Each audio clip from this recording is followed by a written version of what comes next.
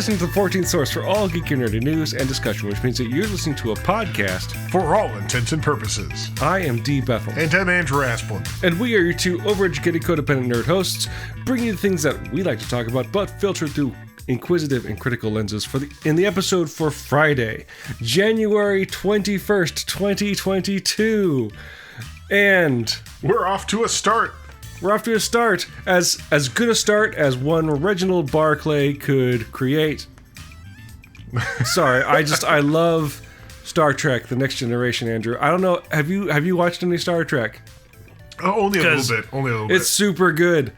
And I just watched this episode about a guy that just really felt like an advertisement for an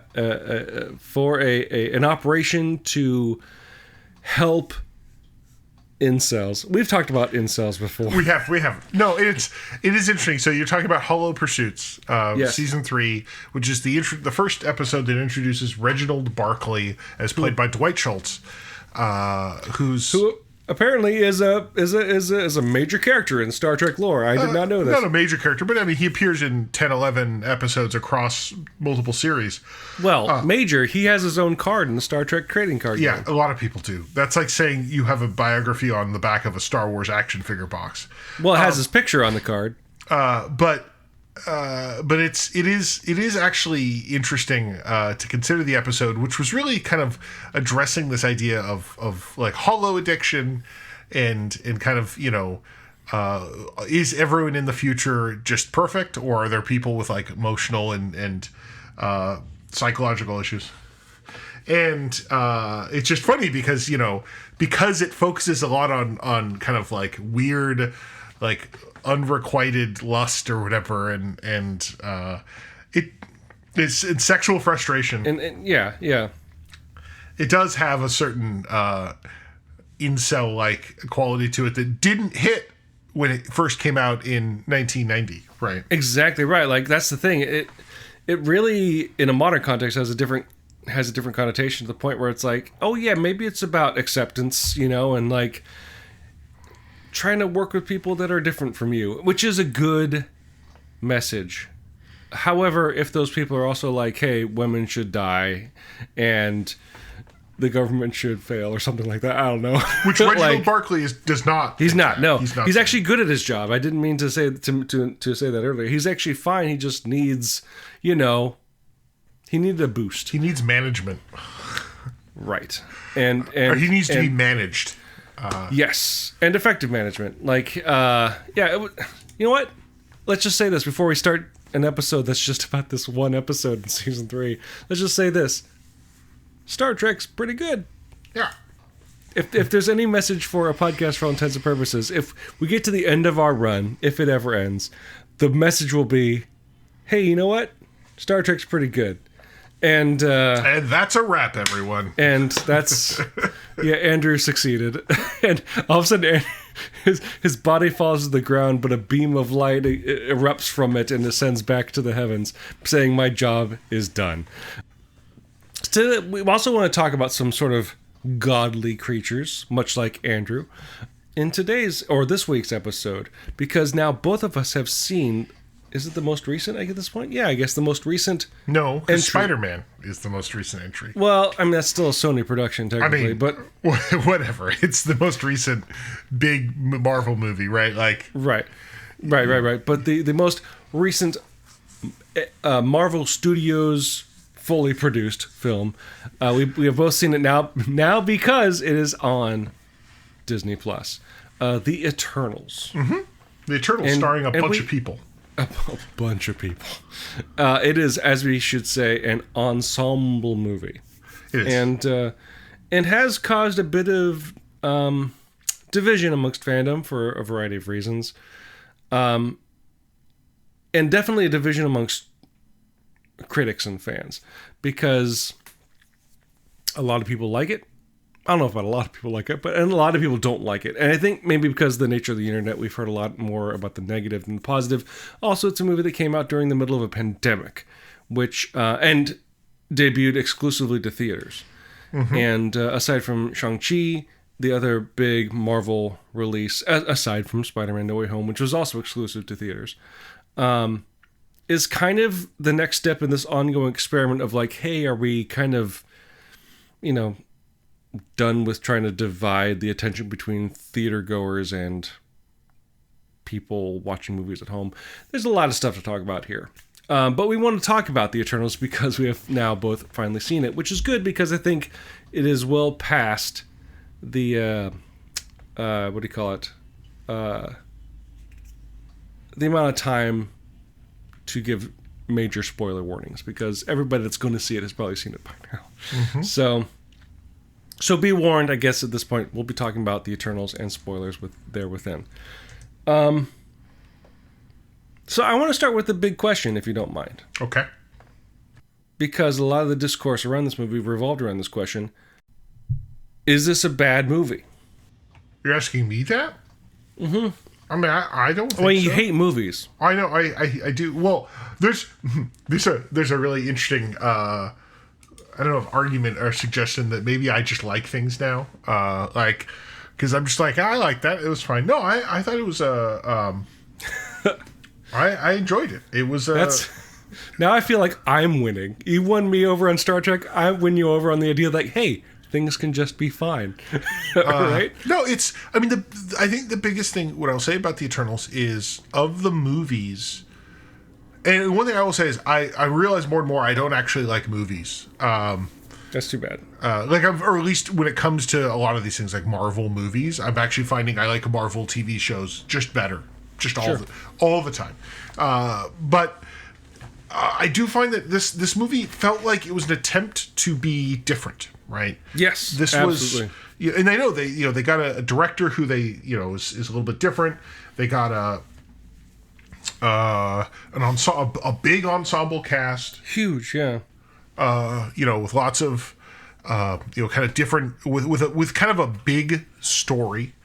Yeah.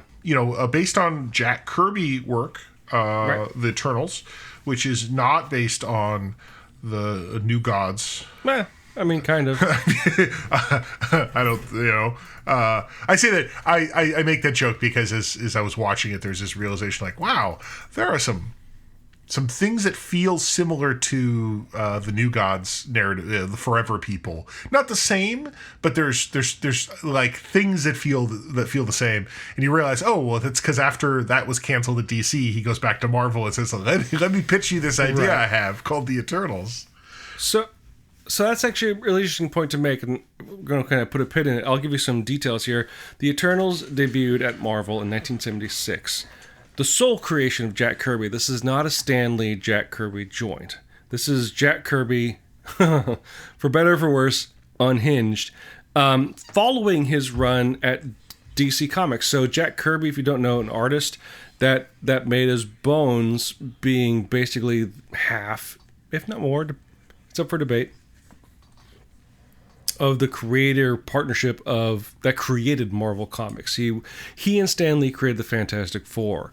In that book, they created Galactus, Silver Surfer as well. They created the Avengers. They created Thor. They created the X-Men, Iron Man, the Hulk, and launched this new enterprise that revitalized American comics as it existed at that point. It's basically when Nintendo showed up in the video game market and kind of saved the industry, for lack of a better word, after the disaster that was Atari.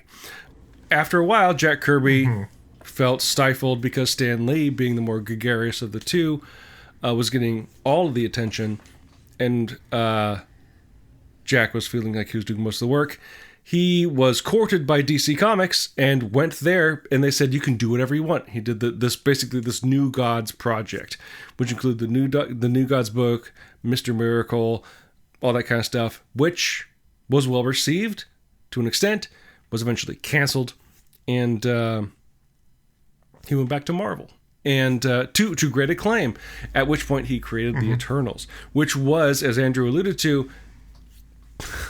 basically an extension of the ideas, at the very least, the creative seedlings that he had started at DC with the New God stuff. But he was really interested in this sort of cosmic scale storytelling, which is what perks my ears up now because I'm like, oh, that sounds Lovecraftian, right? Well, and I think to me, there's also this idea of because my understanding is have these, both the stories have these ideas of kind of like divine beings, you know, what humans understand kind of as gods are in fact, right, you know, these cosmic beings, whether they Eternals or whatever. Right, an idea that really started at Thor, right? This idea that what's the line, and who was the person that said it, of like, you know,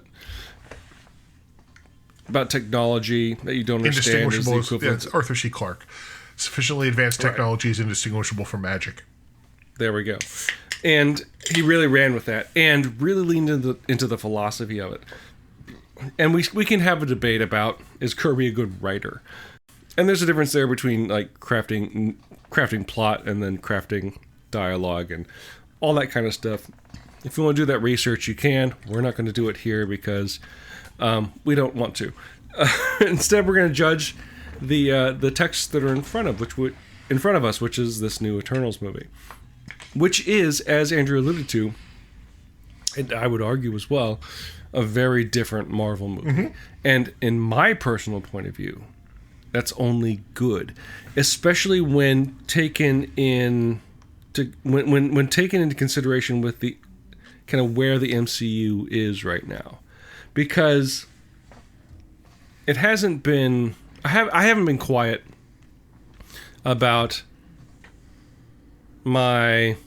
I don't want to say like I don't want to say exhaustion, but just kind of like there is a Marvel or an MCU kind of pattern, tropes, and kind of expectation that we've seen throughout the first however many phases we've gone through now, where it's like, oh, let me guess the good guys win, and let me guess the good guys beat the bad guy. I'm taken to its pinnacle with something like the first Doctor Strange movie, which you have joked, which is just Iron Man but with magic, right? Mm-hmm. And they have followed that pattern quite a bit, with a few notable exceptions. I think actually Infinity War and Endgame are really interesting entries into the canon of the MCU. But something that I've been really wondering about, and so far has proven very to be very good choices, are this new phase, this new era of the MCU, which are things like Shang-Chi, which are things like the Eternals, and which are things like the Disney Plus Marvel shows, which are really taking the established narratives and twisting them really hard so that they don't fit the mold. Shang-Chi, and for me, like with Shang-Chi and with this one, it's these are two movies that aren't wholly reliant on canon. And they're really about going back to, I think we talked about this, was it last week? I think it might have been last week, where it's like, this kind of getting back to what established the MCU in the first place. It's about these, well, especially Shang-Chi, it's about these characters, making them charming and telling their stories, rather than going like, oh, how is this movie the next step in the overall narrative? Even though part of that is there, it's these movies aren't about that. And the Eternals takes that even a step further, for its benefit or for its detriment. I'm not sure. So that was kind of the first step I wanted to kind of take in this, thinking about these movies and how they are kind of standalone. Mm-hmm. And how Eternals is especially doing that. I made the argument in, I think, texting with you and Taylor and with other friends. I think I sent this to Kyron, going like, you could strip out the direct MCU references for this movie, in this movie, and have it be kind of its own standalone sci-fi fantasy epic on its own right, because the MCU is not really present here as far as what's shown on the screen. Right. Well, that's right. I mean, and to a certain extent, it is because it is like a first movie, right? Mm-hmm. Which we saw with Doctor Strange, we saw with Shang-Chi. I think Shang-Chi is probably the weirdest one, because it involves a character that we'd already heard of, the Mandarin, right? So we had, Trevor Slattery and some other aspects. But no, this movie, when you think about it, like, other than a few scenes where they talk about the Avengers, right? I think when they're having dinner mm-hmm. together or a meal together, mm-hmm. some of them, that's pretty much all that they talk about the greater. And they name drop Thanos, right? Right, they're like, why? Well, yeah, it's pretty close to the beginning of the movie. It's like, why didn't you do anything when with the Thanos problem? And it was all waved away by saying like, we can't get involved. I'm like, well, this would have been a great time to get involved, but yeah. So, it really was its own kind of movie, but it not only was its own standalone story, it was also like it was just a different, a different way to make a Marvel story, much more so than other things, right? It was longer, I think, than a lot of Marvel films, but it was also it wasn't as action packed. When you think about like some Marvel movies where there's a big action scene like every 10 minutes, this had much fewer. Right. To the point where, and I'm not complaining about it. It's noticeable if you've been watching lots of Marvel movies where like suddenly there's just a scene of, Captain America pulling a helicopter out of the sky, or there's, whatever. This didn't have that. There was 30 to 40 minutes where it was just people talking, Right. There's no bad guy, really, which I found very appealing. And not saying there wasn't an antagonist. There definitely was, but it was really a movie less about heroes being repressed by or challenged by a noticeable villain, and more about characters figuring out where they fit in a world with heroes. And it was really about heroes fighting amongst themselves. It was kind of like Civil War in the best possible way, where, as far as I was concerned, where we had this group, and the movie's about the group falling apart to an extent. And to that end, that was the biggest draw for me, because I was because the Eternals are these immortal creatures created by the Celestials, these other immortal creatures, to, at least at the inception, created to observe. What was their? Well, they were created to defeat the deviants. Oh, right, the deviants. Yes, yeah, these tentacle bound creatures, and preserve humanity, for lack of a better word. Things get twisted as the story goes forward, but that's the basic premise. They lead you, the movie leads you to think, especially with if you're following traditional Marvel guide or MCU guidelines, that there's going to be a big showdown, and the Eternals are eventually going to regroup and get over their differences and fight the big bad deviant at the end. Which, yes and no, like that's the best part of it. Like it's a very nuanced movie in its own way. Where yes, there's a big bad deviant at the end, but that's not the final fight. In fact, that character almost, is kind of revealed to just be, like, oh, you're not actually the point. Right, Captain Speed Bump. Now, I will say there's a weird moment where they give the deviant like some weight. Like, where, like you see it developing into like a character, and then it's like, but you're not relevant. And I don't know if that's a setup for something, or if that was just kind of like just a big, the big distractor. Right. But again, spoilers. I don't know why we're tiptoeing around this, but like basically, there's one Eternal who turns bad, and they have to.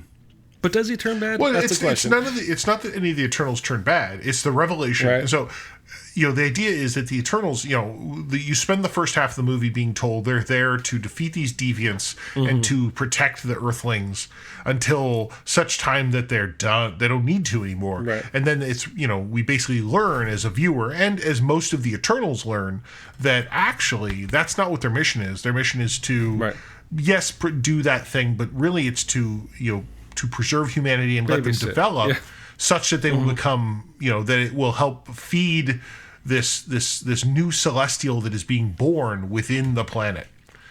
Right. It's that episode from Doctor Who where the moon gives birth to a dragon. Except now it's the whole planet. Right. And then of course once that revelation is made, the different Eternals have different opinions on it, where at least one of them says, well, that's what we're supposed to do. We're going to do it. Well, they have two of them say that. Well, I guess technically three of them. really just one that says that, and then one that says, actually, I don't, Kingo, who has the line, look, I think I agree with him, but I'm just not going to get involved. Like, I don't agree with you, but I'm not going to fight you over it. And then we have Sprite, who goes with Icarus, the primary antagonist, but it's kind of, they suggest they don't suggest, they say that it's not because she necessarily agrees with what is the mission, but because she has feelings. She has an emotional connection to Icarus. Yeah. Now I wonder if we're speeding through this too fast because, it's hard to talk about this movie because there's a lot of characters, and this isn't about analyzing each character. This isn't about going through it. This is about talking about what this means, not only for the MCU, but I think for superhero movies overall, because I think it does a lot of interesting things. But the thing is, I think a lot of those interesting things are what a lot of people, to my view, are what a lot of people are grousing about. Because a lot of people are saying that this movie is bad. And so let's just break that apart. Let's talk about the major argument that assholes on the internet are making, Andrew. Is this movie bad because the cast is mainly made up of women, people of color, differently able people, or genderqueer people? Is it bad because of that stuff? What would you say? I don't think so. No, I don't think so either. Guess what? It worked perfectly fine as a movie. People are just jerks, apparently. But I know not a lot of people, actually. Just a vocal minority were grousing about that Marvel selling out and whatnot. To that end, how do you think they handled this large group of characters, actually? That's the thing I wanted to focus on. Is because it is a large cast of new characters. And ostensibly like a new quote-unquote race of characters that are being introduced to this long-standing canon. How do you think the Eternals manages that, as far as you're concerned, as a viewer and a fan? I mean, it worked for me. It was this. There are a lot of characters, and that's always especially for a 2.5 hour movie, to have kind of the story that focuses on, a group of 10 or 8. That's obviously a challenge. Now, obviously, some of them are less important than others. Right. Sorry. If you're just not that important, you don't get as much time. But I think they all do get their time. Some of them die. That's unfortunate. But what's interesting is they can even show that a character has died early in the movie, but because so much of the movie is also done through flashbacks and whatever, they still feature in the film. No, I mean it does present a group of characters. Essentially, like one can imagine, it's like the X-Men. Right, there's a group of characters. They're all different, but they're all kind of bound in a with a certain theme, and we have to introduce all of them. Here, it's I think less. I don't know, like the comics. I don't think like any of these Eternals go off and have like wild solo adventures. There's no Wolverine amongst these Eternals, but. But I mean, I think as an ensemble, I think it worked well. I mean, comparing it to something like the X-Men, where you got an idea of all the characters. I would actually say here, I felt like every character had their moment. Yeah, had time where the story focused on them. Some less than others. I do actually find that I actually really like the character of Gilgamesh. And he was cool. And I do feel like although he has some really great times. He does die by halfway through the film, and I do feel like I wanted more. Like I was like, wait a second, you got rid of him,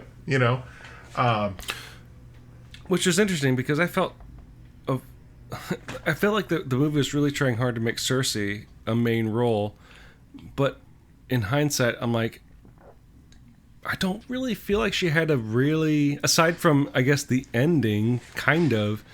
She was not very well utilized in the film. I felt like she was one of the least memorable Eternals in the film. And not everyone can be Kumail Nanjiani. I mean, that's the thing. As a guy that writes stuff, like the thing I was thinking about was like, whose movie is this? And understanding it's an ensemble film, but like, it felt like it was Icarus's movie. which is weird because that makes it a movie about the bad guy, right? Well, I don't think it's any one. That's the thing, is it's no one person's movie. No, of course not. But like, in terms of giving focus and screen time and narrative development too, I felt like they wanted to be Cersei, but I feel like she didn't even talk that much throughout the movie. Not that actual dialogue is indicative of importance, but the character that I felt like they wanted me to focus on didn't end up being the character that got the focus. That's how I felt, which I don't know if that's a flaw of the movie or what, because it's a movie that's trying to do a lot. But it was one of the things that I was thinking about by the end of the movie. I feel like Cersei was a bit underserved by the film, whereas I feel like we got a much deeper look at Icarus and Athena and Ajax. I think were the kind of the standout, like, narrative thrusts to the movie. Like, it was their movie, for lack of a better word. I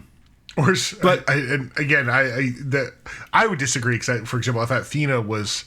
To me, I'm surprised that one of the biggest name actors of the film had what seemed like a pretty minor role to me. Yeah, it's true. I mean, yeah, like, I guess it was. I'd basically say it's Ajax. When you handicap a character by saying, oh, they're having trouble. They're not handicapped, but they take this character and put them into the context of, oh, they're having basically like PTSD, mental health issues or something, something of that order.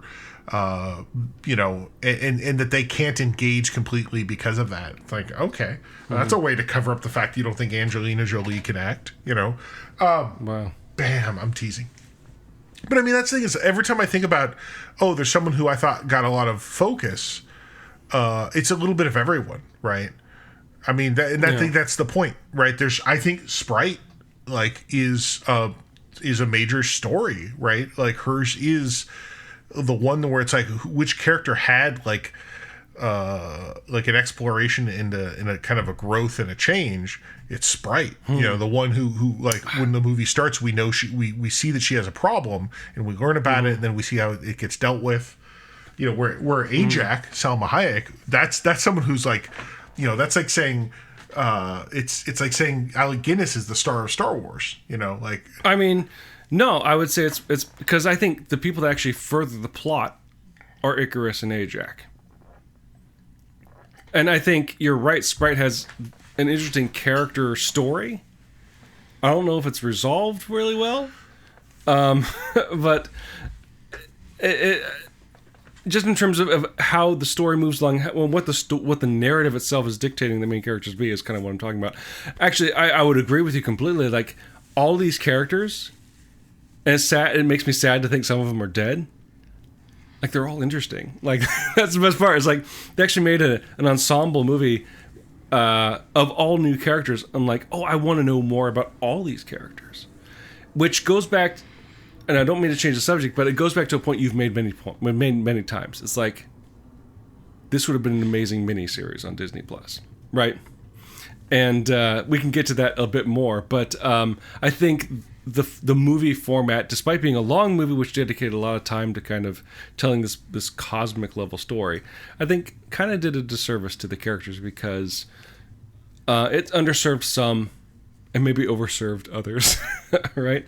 But I see what you're saying, I guess. I think Icarus was just the bad guy. Like, I mean, that was the thing when he first showed up. It was kind of like we watch it. When I was watching, we're like, well, that guy looks like he's going to be the bad guy by the end of the movie. Oh. That's so funny, because as my wife going like, Drig he's gonna turn, he's gonna heel turn in this movie at some point, because she did not trust that guy one bit. I think that's Drig that I'm talking about, the Irish guy. Yeah. Well, I mean, he has a power set that literally feels like you should be the villain of the movie. I know, right? But I mean, that was, and again, that was just that thing where it's like Icarus flies in and is a little bit cagey. It was like, whoa, okay, you sound like you're gonna be a problem, but again, and maybe that's the thing, right? This movie was, they all had, all these characters had moments to be a focus, and it's weird because you're right. It does seem like Cersei, played by Gemma or Gemma. I don't know how she's Yeah. Chan. I think it's, Gemma or Gemma Chan. I apologize how I mispronounce it. As if she's listening. Like it does it feels sometimes like she's supposed to be the main character, and I don't think she is. on Wikipedia, she's listed first. Oh, she's listed first, but she's the start and end of the movie. But I don't like. Everyone kind of has their time where we see them, and I mean, there's a period in the beginning where I'm like, "Oh, right, this is the Kingo and Karen show." And I was like, "Yes, let's just do this for the next." And that was like, there's like 20 minutes where it focused on. I felt like there was a lot of attention on those characters. Right. Karun, They should get their own Disney Plus show. I mean, Karun, like, there's actually, I think there's some like footage they filmed for him because because Karun was the manservant of Kingo, who's the first the valet, who's the first person who's revealed to like know about the Eternals, the first human, right? And except he's this like authentic fan, he's like, oh yes, there's the others, yes. And he's always, he's recording things for posterity, and I think there's it's a difficult thing, and had they done like a mini series where you spent more time like each character having an episode to themselves or something like that, it could have been a different story. But I mean, as a movie, I enjoyed it. I think it was fun. Right. I like that. Am I gonna say it's my favorite Marvel movie? No, it's not. Iron Man 2. That is Iron Man 2. No doubt, Iron Man 2 and Thor: Dark Mine World. is Thor 2. Yeah, our favorite movies. But like, I think it was good for what it did. I enjoyed it. I think it's also a good way to introduce characters. I mean, I'm gonna tell you, like, cosmic stuff is a turnoff for me in superhero narratives. Interesting. Well, because cosmic tends to be like, oh, we're from other planets and we do stupid space stuff, and that loses me quickly. I didn't like Guardians of the Galaxy Volume 1, which was about space people. Guardians 2 I liked, but only because it was about family. Sure, it was in space, so I gave it a pass. I want to get back to that because I have some thoughts about, So what I'm saying is, for me, like, for a movie that the idea of, and of course, and because I knew it was Jack Kirby's thing he did after the Forever People, and I think the Forever People are like unadulterated garbage. From what I've seen of it, it's just like, oh my gosh, this is like what someone on drugs does. I was actually, maybe I went into it expecting that, and it was like, oh, this makes sense. This is, everything here, it works, it makes sense. There's nothing that made me think like, ooh, that sounds like someone had crazy in the brain when they thought of it. How much of it do you think was influenced by the fact that they seem to really adopt modern interpretations of Time Lord aesthetics? Okay. So that is actually when the movie started. I've seen people joke when the movie premiered. They're like, "Oh, did this premiere on Gallifrey?" Right. For those that haven't seen just and I don't know when that. I think that comes from all the circles. All the circles. I think that aesthetic starts in the 70s, but it really I think because some of that you start seeing like when they go to Gallifrey in the Tom Baker era of Doctor Who. But then when the new series does it, it's just like, do you like circles, kids? Right, especially like I remember it being really prominent in like Human Nature, that two-parter with the way they introduced the fob watch, right? And and then when they finally do. And then later when they have like high Gallifrey and it's just like circles, Yeah, it is. That was an interesting idea. Like, oh wow, so these are Time Lords? Like sort of. Right. I like the movie for all its flaws, and there are flaws, just like every movie has. But it wasn't just doing the same thing again, and that it was interesting to watch. The cinematography, I think, was interesting. I really like the sense of scale it created. When it comes to the cosmic stuff, I really like the Lovecraftian angle of cosmic narrative, of cosmic fiction, in the sense that, like, I really want to see the insignificance of man, right? And I think I got a lot of that in this movie, where we're going to be introduced to the Celestials, the ostensible gods of the Marvel Cinematic Universe, and they should be massive. And they were physically massive. Are they? And they're physically massive, but there's a difference between being physically massive and actually being able to show that sense of scale. And there are some shots in this movie where I'm like, it's just hitting that button that made me feel good. Well, I will actually get, because right, there's, as we say, the stories about the Celestials being born from Earth. And it's the Celestial Tiamat. And there's the bit where it starts to like tear itself out, and you see these things coming out of like the water. And you're like, so what are those? Cool. What are those? And you realize those are fingers. Like, like this island they're on is being surrounded. You're like, oh, that's in its hand. Like, right. And I think they did that in a neat way. That really did that made you realize it isn't just a big tall man. Right. Right. And then at the very end, when Arishem, the sort of god celestial that these Eternals bow to, shows up, like literally shows up, and he's so huge, he hangs in the sky like a moon. But it's not just, there's a big person in the background. It's filtered through atmosphere, right? It looks like something hanging in the sky, and then they actually cut to a shot of this giant thing literally standing in front of the Earth. And aside from maybe a little bit of weird mass shifting that I wonder was kind of going on, I think mass shifting being a phrase I'm seeing it for the Transformers, where like depending on the scene you're in, things are different sizes. But like seeing this celestial head hanging in the sky and looking like it's actually a cosmic entity that's outside of our atmosphere looking in, it filled me with that sense of sort of cosmic dread, to pull a line from Lovecraft, that I love to see and is exactly what I was looking for. So even if the characters maybe didn't always hit, even though I actually loved all the characters in this movie, even if the story was kind of, didn't always hit the mark, man, just in terms of aesthetics and in terms of that cosmic angle, the cosmic stuff that I like, it hit it on the head and left me with a really interesting, with a really strong sense of like, now I'm interested in see with how the MCU is going to deal with the fallout of this. Because like you said, if anything, of all the stuff that happens in the movie, if anything, there is now, for lack of a better word, a naturally just created statue of a god in the coming out of the ocean, the Indian Ocean, I think it was, or the the Indian Ocean. And now, like, how soon does that become a vacation destination? Right. I do look forward to the movie where whatever the new movie that's an introduction to someone, but like the passing or the reference to existing stuff is just that this supervillain builds his fortress in the stone Eternal's hand, or Celestial's hand. I mean, it's stuff like that. That's like, oh, that's how you get bizarro shit in a universe.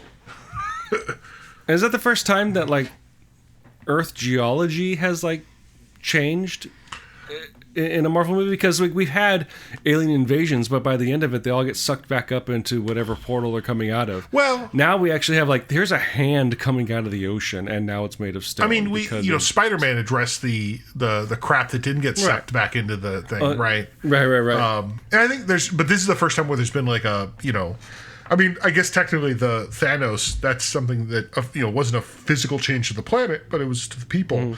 And they talked about that a lot. But this is the first one. Like, they can now in another episode say like, actually Sokovia. They mentioned that shit time and time again. Yeah. But this is one where like there's just gonna be a future Marvel movie where they're like, over in Celestial Peak or Bay or whatever, right? Right. Or just big ass hand. Who knows what they'll call it. The Five Sisters. Yeah. Local reference there. Yeah, so like I don't know what it means for the MCU, but like as a superhero movie on its own, as like this weird sci-fi superhero movie, it's an interesting film, and I'm glad they like pulled a unique director, someone right out of the indie market, because the director Chloe Zhao had directed Nomadland, Academy Award-winning Nomadland, and it's like, hey, you want to make a movie about one of the most esoteric Marvel properties that we got? And she was like, sure. Right. And I'm excited for the possibility that this brings to the MCU, even if I don't necessarily see the direct threads that it's setting up, which is, I know what a lot of people are looking for with Marvel movies, like what's coming next because of this. And they do hint at that, but it feels a lot like early MCU days where it's just Nick Fury showing up in Iron Man. Was it Iron Man 1? Where he's like, hey, let me tell you about the Avengers Initiative. It's just like, oh shit, and like there's no promise. It's just threads, and that's kind of the feeling I get here. It's like, oh, they're throwing out the threads and seeing if they need to tie anything together later, especially with the very end with of the Kit movie. Harington. Okay, but I will say this is the worst last shot of a movie. I'm talking about pre-credits. Like the last shot of the movie is literally just a guy going, this is bad, and then cut to credits. I'm like, come on, end the movie for fuck's sake. No, it's the ending's a little bit weird, because it does. There's like the end of the movie, which is that these characters that we've seen get pulled off the planet by their celestial masters to put them in the penalty box or whatever, and we'll find out more about that. Right. And then we have a post credits where we or the credit sequence where we see the Celestials who'd already left the Earth being like running into another rando new character. Right. But I gotta talk about because there's at least one joke involved here is the actual post credits featuring Kit Harington who So for those who don't know, Kit Harington, who was probably best known for being in the Game of Thrones, is Jon Snow. Jon Snow. He and I'd also like to comment that he plays the kind of the boyfriend of Cersei, whose previous boyfriend had been played by Superman. Not Superman. Oh yeah, as Rob Stark. So apparently she just she's got a type. She's got a Game of Thrones type. She like them Stark boys. But. I should say in the show they're brothers. But Kit Harington it's that thing where having not seen Game of Thrones, I'm like, God, that actor's familiar, and he doesn't play a part that's relevant at all in the movie. He's just like the boyfriend that kind of like talks a little bit and then like is off camera. And you're like, why do I recognize the actor that plays like what seems like a totally irrelevant character? And then at the end he's like, well, my family's had some history too. And you're like, okay, this is going somewhere. Yeah. And then like out of the blue they're like, and by the way, did you know that Marvel has a Black Knight character? And you're like, no, I didn't. Right? When he mysteriously opens a box of a sword that's talking to him about, you should kill people or something like that. I don't remember. And then suddenly they're like, oh, they'd mentioned the Ebon Blade earlier, and like, God, that sounds like something I've heard about. Oh, that's this fucking Marvel. And I think it's a magic Marvel type of thing. Which is funny. The reason I mention it is because it almost feels like a non sequitur to the movie. Yes. But it clearly is, they want to populate this world. They've got Moon Knight, they've got Black Knight. Not knights, they're like magical characters from like a very kind of different style of Marvel than what we've been seeing, right? And they're just like, look, we're gonna throw these guys out there, and apparently Kit Harington is gonna be the Black Knight. Okay. Well, and of course the uncredited cameo at the end of Kit Harington's post credit sequence, the character that speaks to him. That's Mahershala Ali as Blade. Oh, that's why people were saying that Blade, because apparently there's a group there, I think. Yes. They have some sort of I didn't realize that was Mahershala Ali. Kyron, feel free to tell us what the name of the group is. No, that's and be upset. That's totally fine. I get it. No, that's that makes a lot more sense because I was like, who's that voice? Oh, maybe they'll reveal later. No, okay, that is.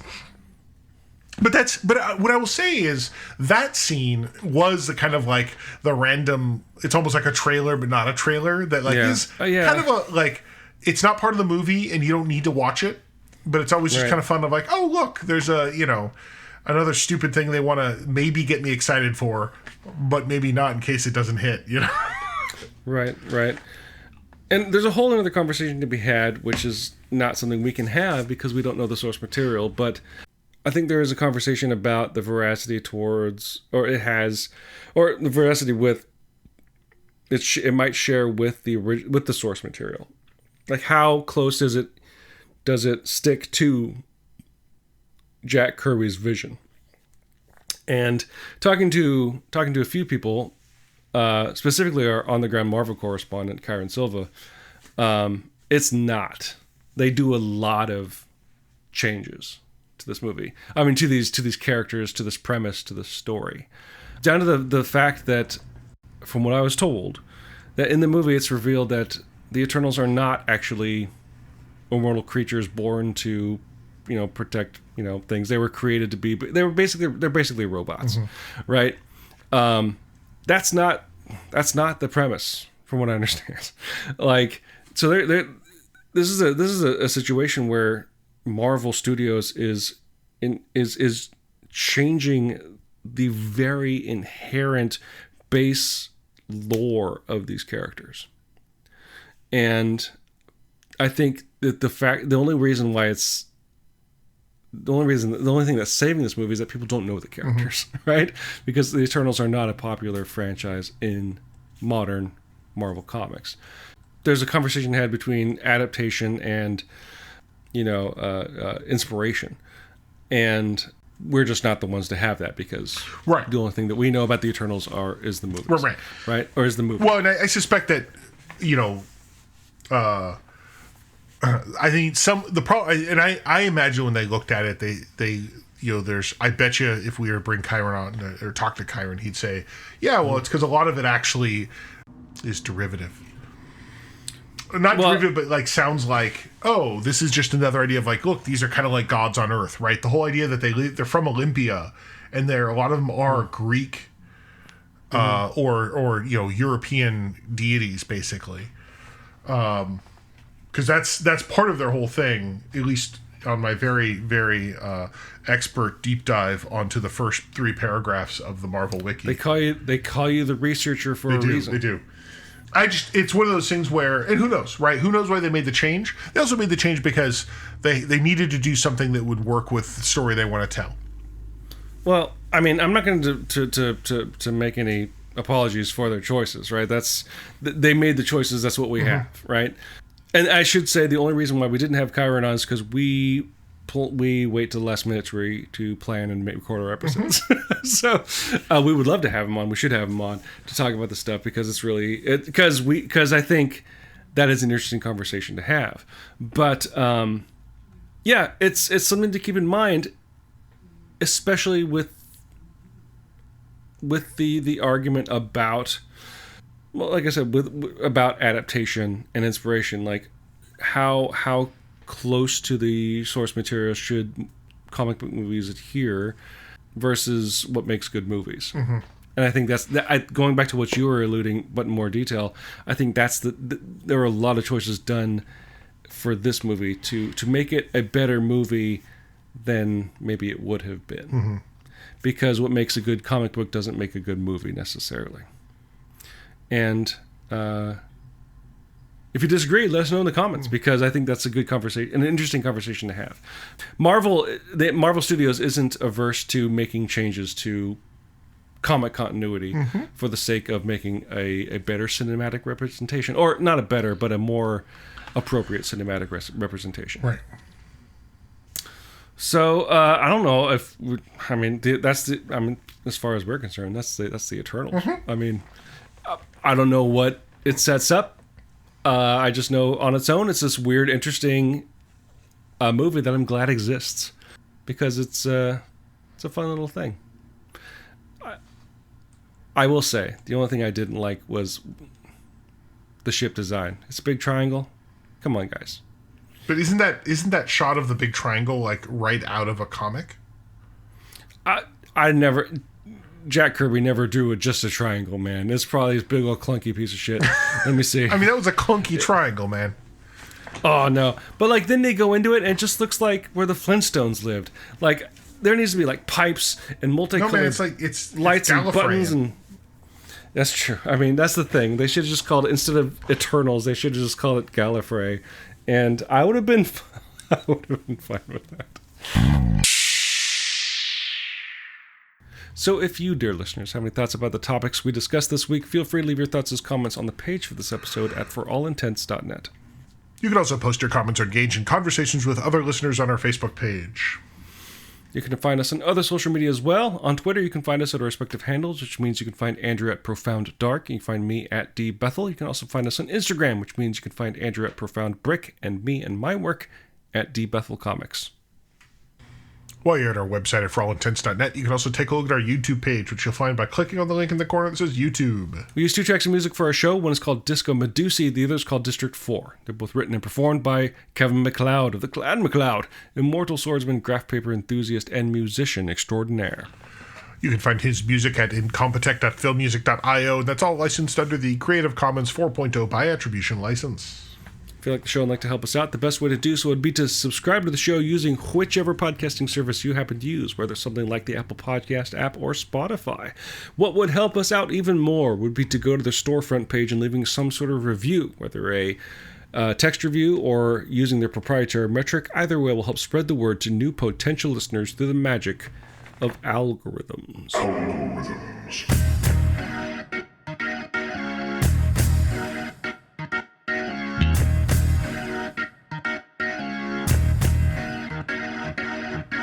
Video games, Andrew. Things are changing. They are. And there's just some news that just dropped like this week. That beep, probably beep, beep. we should sit on for a few days before we get too hot on it, because we could just tell you what happened. Apparently Microsoft bought Actibliz.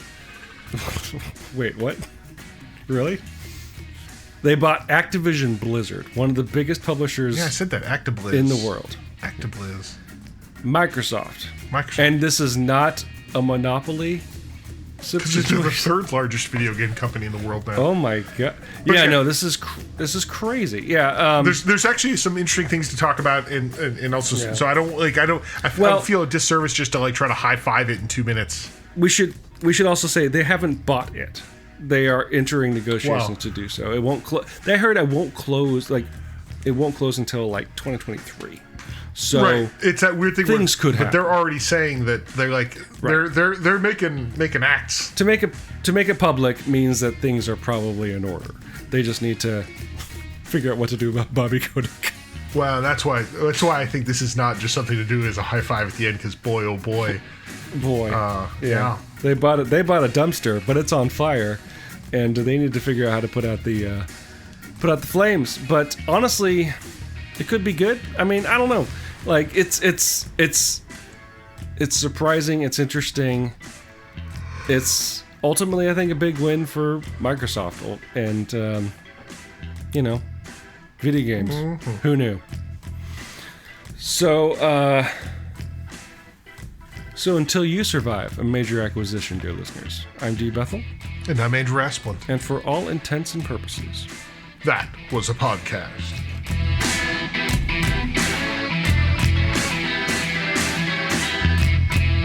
So if you, dear listeners, have any thoughts about the topics we discussed this week, feel free to leave your thoughts as comments on the page for this episode at For All Fucking Christ. Whoa, don't post them there. Please do. The Catholic Church. This is the Catholic Church's problem, not ours. Let me bring the microphone closer to my face holes. Let me put up the whatever this is called. The poop filter. Wow, it obviously doesn't work because I can still hear you.